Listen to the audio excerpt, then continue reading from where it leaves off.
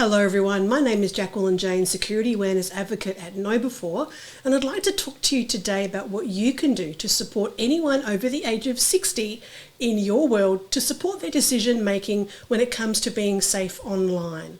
This might be your parents, aunt, uncles, grandparents, family, friends, or even your neighbours. Your workplace might be offering you security awareness training, or you might be doing your own research because you understand the dangers online can bring. And if you've got kids, you're probably looking to keep them safe online as well. Now, the 60 plus age group in general have missed out on this type of education that many of us now understand is so important, and we're looking for it ourselves because we know the dangers. You know the old saying, you don't know what you don't know.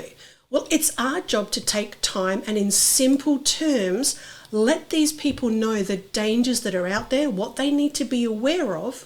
For example, phishing, malicious emails, smishing, malicious text messages, vishing, malicious phone calls or recorded calls as well, and all the scams that are out there.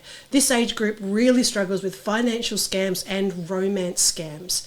Now, sitting down and explaining it to them in non-technical terms is the challenge. Here's an example: don't use phishing, say bad emails. And maybe something along the lines of, if something sounds too good to be true, it probably is.